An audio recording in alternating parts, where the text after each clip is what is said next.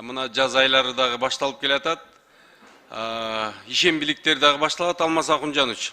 Мынакей ишембиликтер дагы башталат азыр. Анан президентибиздин өзүнүн жашыл мурас деген жарлыгы бар. Көчөт отургузуу маселеси абдан көтөрүлөт да эми. Мен сиздерди ошол көчөт отургузуунун экинчи тарабына көңүлүңүздөрдү бургум келип атат. Себеби дегенде биз жыл сайын жазында миңдеген көчөттөрдү отургузабыз.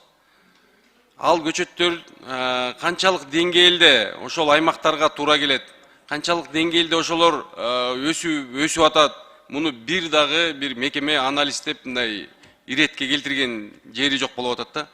Ошон үчүн Алмаз Акунжанович, сунуш Кыргыз Республикасынын Илимдер Академиясы менен бирге, тиешелүү мамлекеттик органдар менен биргелешип алып, ошол анализ кылып, кайсыл аймакка кайсыл көчөт отургузуш керек, кайсыл жерге сугартуу суузу бар, ошолорду иреттеп туруп, анан бир көчөттөрдү отургузсак. Азыр жана жогоруда айтып кеткендей абдан көп көчөт отургузабыз азырчы, бирок ошо көчөттөрдүн бүгүнкү күндө баягы канчасы өсүп, канчасы өспөй атканын баарыбыз көрүп атабыз.